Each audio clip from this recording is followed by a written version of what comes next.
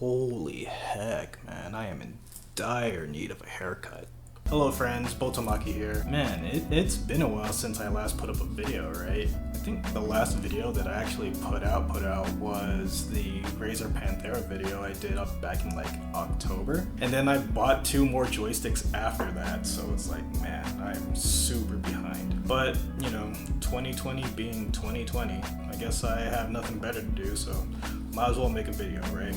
Now, for a lot of people in the DJ scene, I'm sure they've gone through their share of headphones, and I'm no different. Like, I've amassed quite a collection myself. My first pair are the PioneerDJ-2000s. These have a very flat sound to me, so I ended up using these as my trophy headphones. And if you take a look here, there is like autographs all over this thing. My second pair is the Pioneer DJE-2000 headphones. This is actually the second time I bought these headphones because originally I think it was this hinge actually broke, and luckily it was still under warranty, so I picked up another one. I got these new replacement cups. They're really soft and squishy, but like super comfortable, and these sound amazing. I love these headphones, but these are starting to fall apart again, so I'm trying to be really careful with these because I really love these headphones. Next pair of headphones I have are the V-Moda M100s. I love these headphones. I love how they sound. I did replace the cups. These are the extra large cups, so they feel a lot nicer and I can wear them for a lot longer. However, you can see that this thing has seen some damage. They've gone through the ringer, and surprisingly, I actually managed to break the headband. Like, it snapped like right here. I don't know if you can, but yeah, you hear that? It's like, it's done.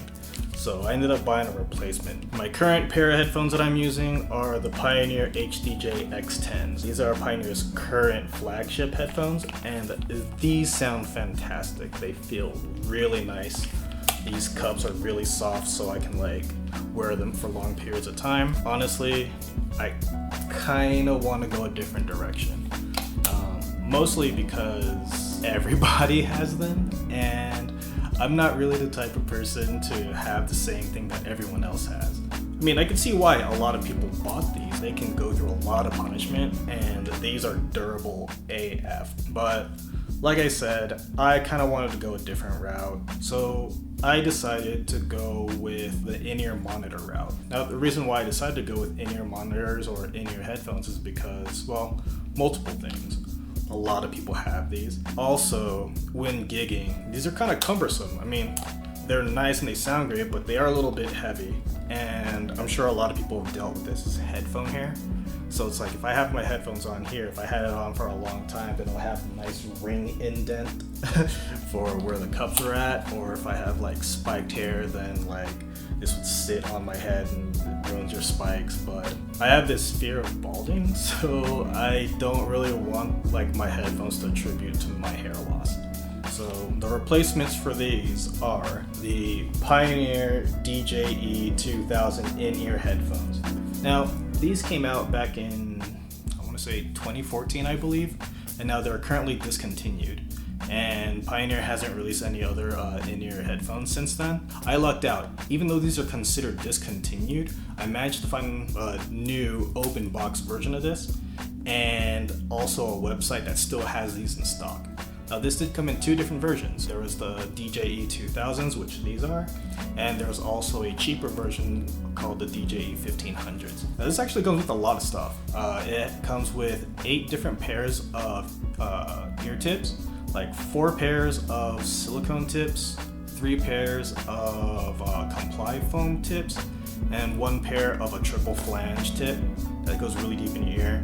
And this also comes with like a small brush to clean out the ear tips. Let's go ahead and take it over here and get a closer look at this box and what comes inside of it. Alright, so we're gonna go ahead and use my mixer as a platform to actually show this. Don't worry, I do have my deck saver on, so we're not gonna damage the mixer at all. Alright, he's safe. He's a good boy. So here's the box. Again, this is the DJE-2000 in-ear headphones. Like I made mention earlier, I did find an open box version of this, still technically new. So let's go ahead and open this up. So this does have a magnetic flap right here. And once you open this up, you'll see the in-ear headphones just sitting there in its window. Let's go ahead and pull that out. So you can see here, these are going to be the in-ear headphones. Now the 2000s can only be worn in this over-ear configuration. If you were to put this on your ear and then it just kind of like curves behind it, but the 1500s, they have a way where you can actually switch it to go from over-ear and then it pulls down and it can switch to conventional wear. I feel like the over-ear might be a little bit more stable. And probably you don't have to worry about it falling out. Looking at the cord, it is going to be like a braided cord, which is nice. Seems like it's really durable. I do wish this was an L-shaped connection, but it is what it is. So this is the case for it. And what's inside is like, you have like all the ear tips. Again, there's like 8 different pairs of ear tips in here. Well, 7, and then the other pair on the actual headphone. And then we have our 1/4" adapter. So get that on there and it's good to go. This is super discreet. It's really small. It's gonna fit in your pocket, and you know, it holds the ear tips, and you have a little pocket in there for that. And you know, you could possibly fit in like another USB.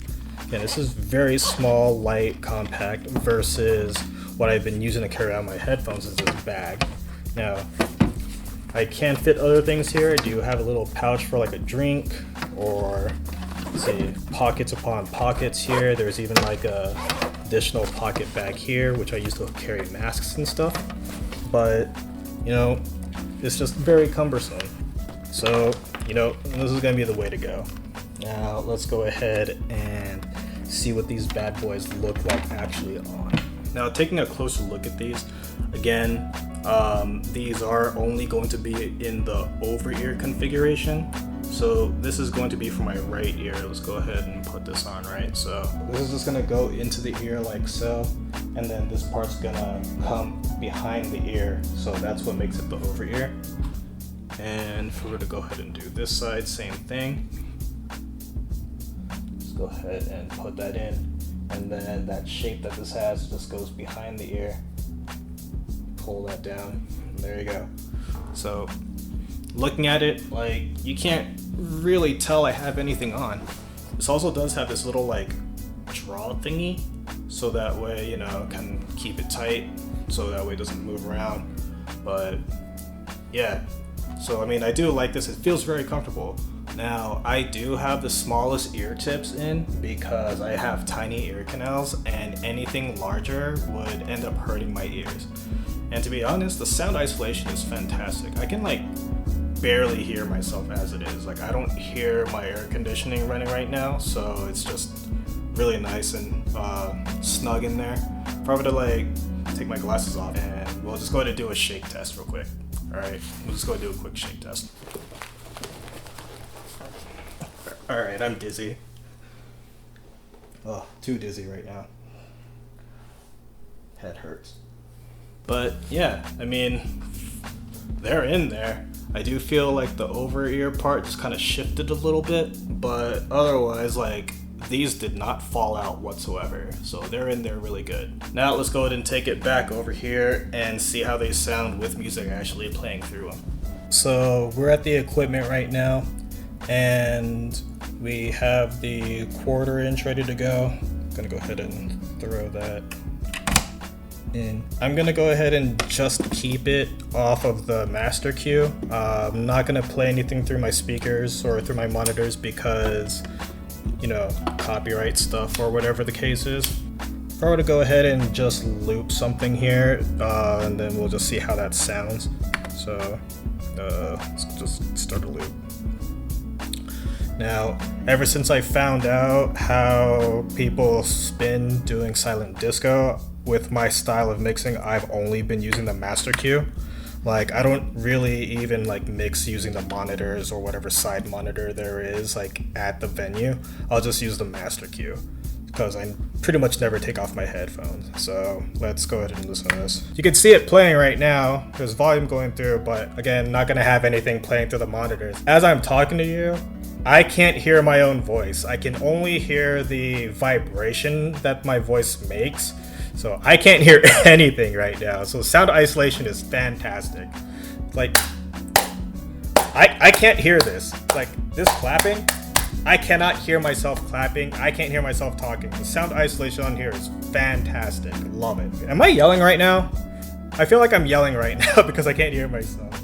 But, I mean, everything sounds good to me right now. All the ranges are coming in really clear. I'm gonna go ahead and turn this off real quick. Let me take this off.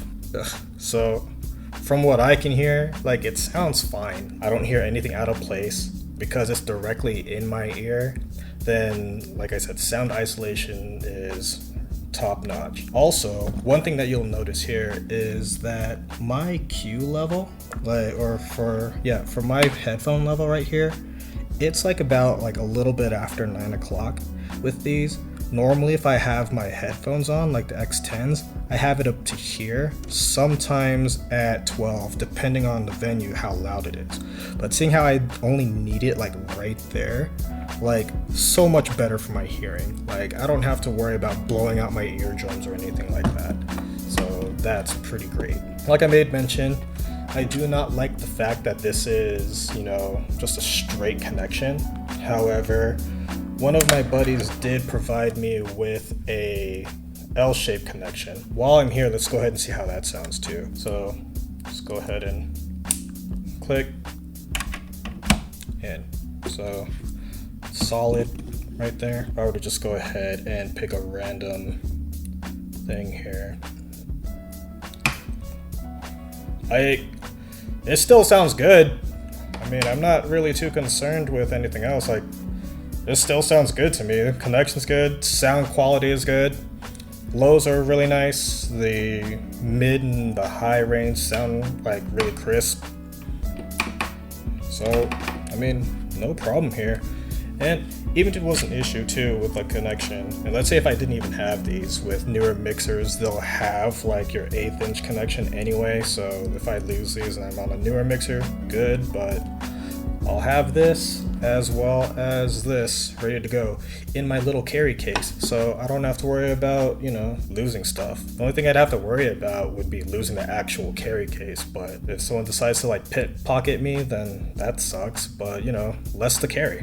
So yeah, man, like, I enjoy these a lot so far. Of course, this is just in a bedroom DJ scenario. I have yet to test these out in an actual gig. I'm supposed to be playing somewhere in September, so we'll see how that goes. But as of just like playing off of the mixer, using the master cue, and just how I normally spin these days, these sound pretty great.